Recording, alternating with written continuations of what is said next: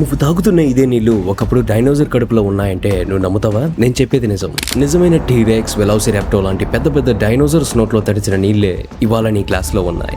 బాగా గమనించండి, మన భూమి మీద ఉన్న వాటర్ ని మనం ప్రొడ్యూస్ చేయలేం. అది ఒక ప్లేస్ నుండి ఇంకొక ప్లేస్ కి, ఒక స్థితి నుండి ఇంకొక స్థితికి మారుతూ ఉంటుంది అంతే. మళ్ళీ మళ్ళీ ఇదే తిరిగి జరుగుతూ ఉంటుంది. రీసెంట్ గా గూగుల్లో సెర్చ్ చేశాను, 1 మిలియన్ ఇయర్స్ ముందు మన భూమి మీద ఉన్న వాటర్ పర్సెంటేజ్ ఎంత అని. It was 71%.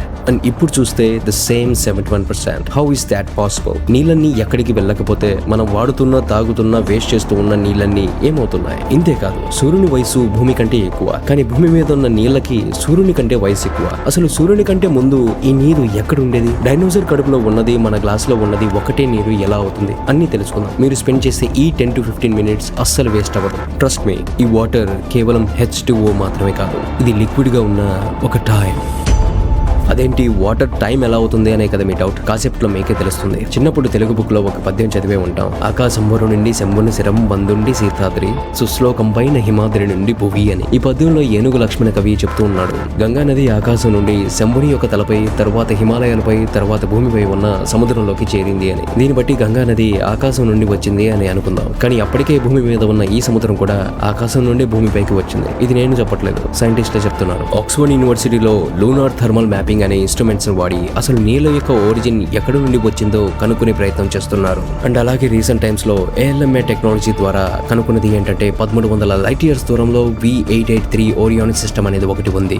ఆ సిస్టమ్ లో ఒకే ప్లానెట్ ఉంది. అది డిస్క్ ఆకారంలో ఫార్మేట్ అయ్యి ఉంది. ఇది ఒక ప్రోటోస్టార్, అంటే ఇంకా సోలార్ సిస్టమ్ ఏర్పడలేదు. ఇది ఇంకా ఫుల్ ఫ్లెడ్జ్డ్ సోలార్ సిస్టమ్ గా మారడానికి తొలి దశలో ఉంది. విచిత్రంగా ఇందులో డస్ట్ పార్టికల్స్ లాగా వాటర్ ఉంది. లోతైన పరిశోధనలో తేలింది ఏంటంటే ఇందులో వాటర్ మాలిక్యూల్స్ అచ్చం మన ఎర్త్ లో ఉన్న వాటర్ లాగే ఉన్నాయి. సో దీన్ని బట్టి సైంటిస్టులు కన్ఫర్మ్ చేసింది ఏంటంటే ఒక సోలార్ సిస్టమ్ మొదలవ్వక ముందే అందులో వాటర్ ఉన్నాయి అని. అండ్ మన భూమి మీద ఉన్న వాటర్ మన సూర్యుడు పుట్టక ముందే స్పేస్ లో ఉందని.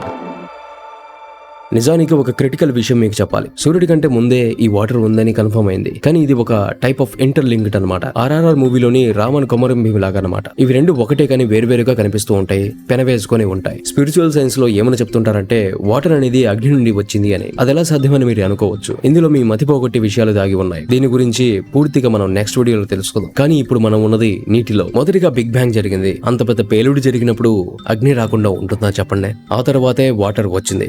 కానీ విషయం ఏంటంటే ఈ కోటాను కోట్ల స్టార్స్ లో ఉన్న మన సోలార్ సిస్టమ్, అందులో ఉన్న మన సూర్యుడి కంటే ముందు నుండి వాటర్ ఉంది. అగ్ని పుట్టిన తర్వాత మన సూర్యుడు పుట్టడానికంటే ముందు నీరు ఆకాశం నుండి రావటం, భూమి కంటే ముందు నుండి ఉండటం లాంటివి ఒకప్పుడు కథల్లాగే ఉండేవి.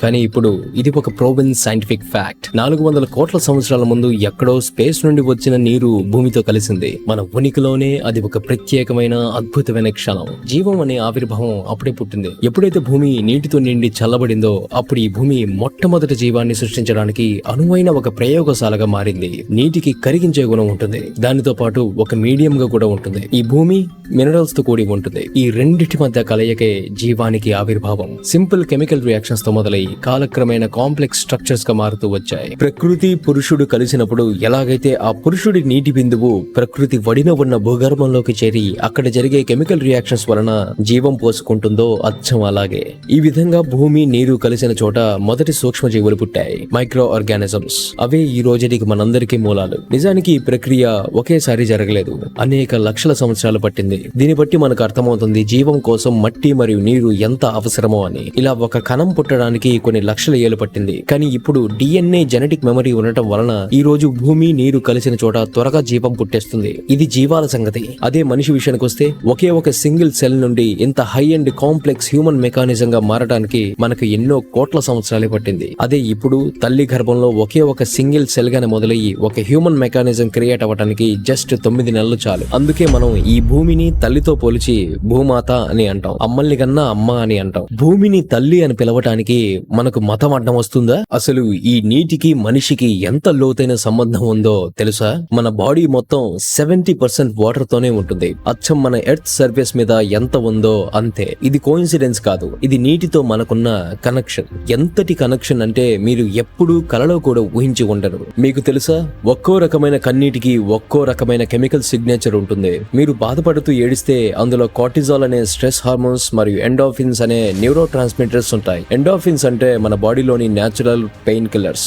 మనం బాధపడేటప్పుడు కంటే సంతోషంలో ఉన్నప్పుడు వచ్చే కన్నీటిలో వేరే రకమైన ప్రోటీన్స్ ఉంటాయి. సో ఇక్కడ మన ఎమోషన్స్ మన బాడీలో ఉన్న వాటర్ యొక్క మాలిక్యులర్ కంపోజిషన్ మొత్తాన్ని మార్చేస్తుంది. Your feelings are chemically encoded in liquid form. మన బ్రెయిన్ 80% వాటర్ తోనే తయారై ఉంటుంది. బ్రెయిన్ ఫంక్షనింగ్ మొత్తం ఆల్మోస్ట్ వాటర్ మీదే డిపెండ్ అయ్యి ఉంటుంది. మన బ్రెయిన్ సెరెబ్రో స్పైనల్ ఫ్లూయిడ్ మీదే తేలుతూ ఉంటుంది. అచ్చం కాస్మిక్ ఓషన్ లో ఆదిశేషుడు తేలుతూ ఉన్నట్టుగా. నీళ్లు 3 రకాల రూపాల్లోకి మారగలదు. సాలిడ్ గాను, లిక్విడ్ గాను, గ్యాస్ గాను. నాకెందుకో నీళ్ళని భూలోక త్రిపుర సుందరి అని పిలవాలనిపిస్తూ ఉంటుంది. సైంటిస్టులు డిస్కవరీ చేసింది ఏంటంటే మన బ్రెయిన్ వాటర్ ఈ 3 రూపంలోనూ లేదు, ఇక్కడ 4వ అవతారం దాల్చింది అని. అదే లిక్విడ్ క్రిస్టల్. హెక్సాగోనల్ షేప్ లో ఉన్న ఈ వాటర్ ఫార్మేషన్ ఒక ఆశ్చర్యకరం. ఇది మానవుడికి ఇప్పటి వరకు అర్థం కానిది. మేబీ దీని వలనే కాన్షియస్నెస్ అనేది మన న్యూరల్ నెట్వర్క్స్ ద్వారా ప్రవహిస్తూ అతి సూక్ష్మమైన ఇన్ఫర్మేషన్స్ ని మన ఆలోచనల ద్వారా ప్రాసెస్ చేస్తూ ఉండొచ్చు. మీ ప్రతి ఆలోచన, ప్రతి జ్ఞాపకం,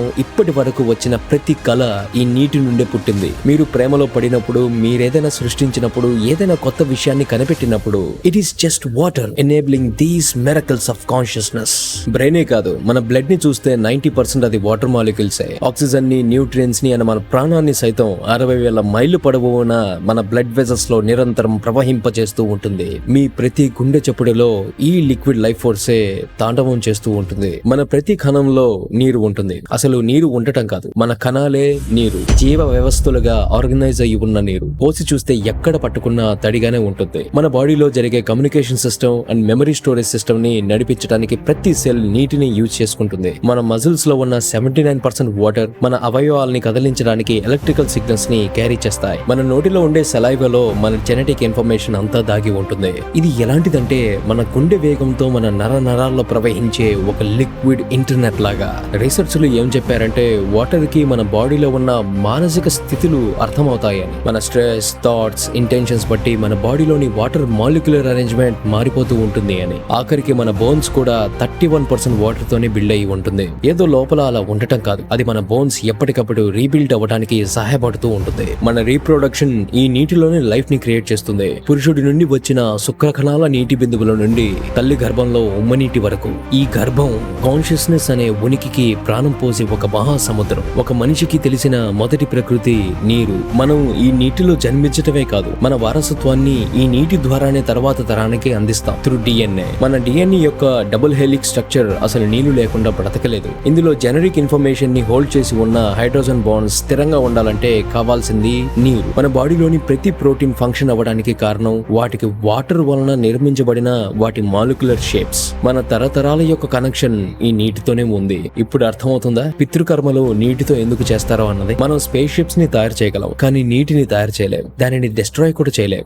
బాగా వేడి పెంచి ఆవిరి చేయగలం కదా అని అనుకుంటాం, కానీ అది జస్ట్ రూపం మారుతుంది అంతే. లిక్విడ్ నుండి ఎయిర్ గా మారుతుంది, మళ్ళీ ఆ ఎయిర్ లిక్విడ్ గా మారగలదు. సాలిడ్, లిక్విడ్, గ్యాస్ అనే ఈ 3 లోకాల్లో నీటి యొక్క ప్రయాణం చూడగలం అంతే. సృష్టించలేని, అంతం చేయలేని ఈ నీటిని మనం ఎటర్నల్ అని పిలవచ్చు. ఇది నిజం, కొట్టిపారేలేం. అలాగని నువ్వు దాన్ని ఏమీ చెయ్యలేవు. ఒకవేళ చేయగలిగినా ఆ రోజు మనం ఈ భూమి మీద ఉండలేం. అందుకే water is a mysterious power. నీటి నుండి ఉద్భవించే విద్యుత్ శక్తి ఈ ప్రపంచాన్ని సైతం కదిలిస్తూ ఉంటుంది. పంట పొలాల నుండి హైటెక్ సాఫ్ట్వేర్, మార్స్ మిషన్ వరకు ప్రతిదీ నీటిపై డిపెండ్ అయ్యి ఉంటుంది. హైడ్రో ఎలక్ట్రిక్ డ్యామ్స్ నుండి పడుతూ ఉన్న వాటర్ ఫాల్స్ ప్రతి నగరాన్ని జ్యోతిర్మయం చేస్తూ ఉంటుంది. ఎలక్ట్రిసిటీ లేకపోతే ప్రస్తుతం ఇక్కడ ఏది కదలదు. కోల్ అండ్ గ్యాస్ నుండి కూడా పవర్ జనరేట్ అవుతుంది, కానీ అవి ఏవైనా సరే వాటర్ లేకుండా రన్ కాలేవు. 10 లక్షల భూములు కలిసేంత పెద్దదిగా ఉన్న మన సూర్యుడి వేడిని ఏకధాటిగా అడ్డుకొని మంచు పర్వతాలను సృష్టించగలిగేది ఈ నీరే. మనకు చల్లగా గాలిని ఇవ్వగలదు, వేడిగాను మారగలదు,